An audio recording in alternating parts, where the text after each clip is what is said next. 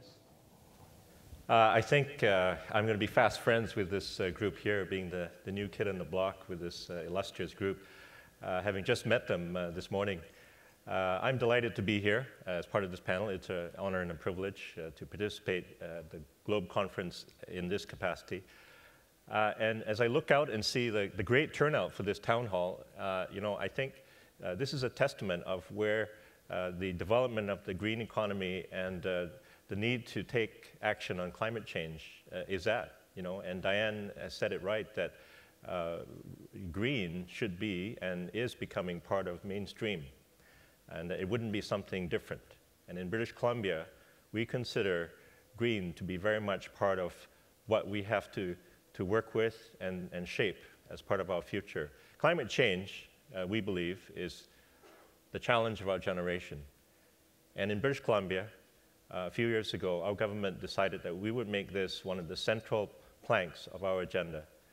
And what I mean by that is we looked at the signs of climate change around us, and you may have heard about some of the very obvious signs, like the infestation by the pine beetle of vast millions of hectares of our forests, a pine forest.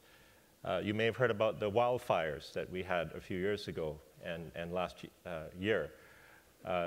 Signs of climate change around us.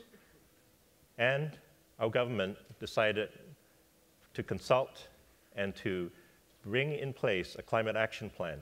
What's in this climate action plan? It's things like the first ever carbon tax in North America.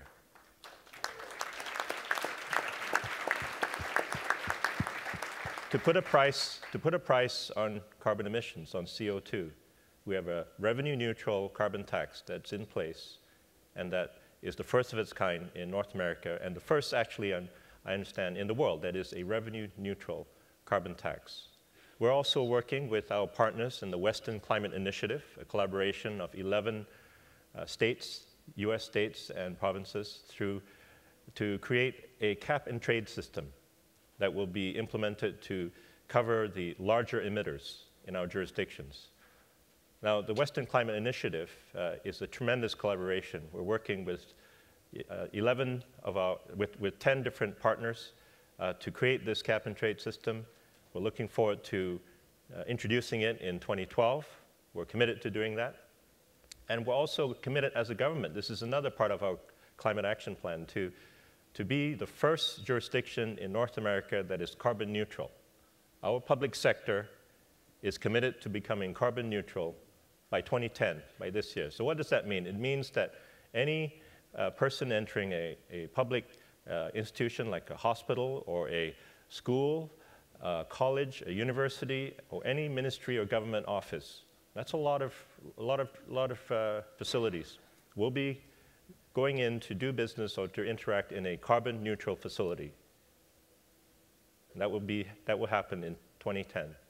We also have worked with our partners in the municipalities in British Columbia, the cities and towns, to be carbon neutral by 2012.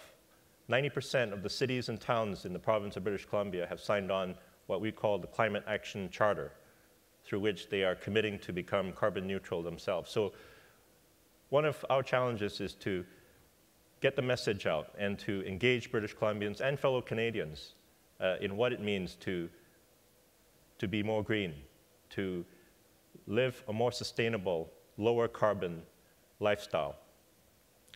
And we just hosted the biggest thing that ever happened to British Columbia and to Canada, the 2010 Games, which Chris talked about. And I like your metaphor of this being the gold medal game. That was something that more Canadians watched, and I think a lot of Americans watched as well. It had the highest ratings of any sports telecast. The Games were a tremendous success, not just for the athleticism, but also to allow us to showcase what we in British Columbia and Canada have and want to work with in welcoming the world. And right here in British Columbia, we know we have assets we're very blessed with and we want to continue to build on. Our government has made a commitment to turn British Columbia into a green economy. We have a vision for British Columbia to be a clean energy powerhouse. we're working on a new Clean Energy Act, which we expect to introduce this session in the legislature, which will bring about, we believe, a continued transformation of our energy landscape right here in British Columbia. So to get back to the question that Chris asked us to cover in our opening remarks, a green economy means more investment, more jobs, more opportunity, a strong, vibrant economy based on the principles of better sustainability, a lower carbon world, and that's what we're working towards here in the province of British Columbia. We have set in legislation, we're the first jurisdiction to set in legislation aggressive greenhouse gas reduction targets, 33% by 2020, and a longer-term goal of an 80% reduction by 2050. And we have a climate action plan that's going to get us there. I've referred to a few elements in the plan. I look forward to talking to you and with colleagues on the panel here about some of these initiatives.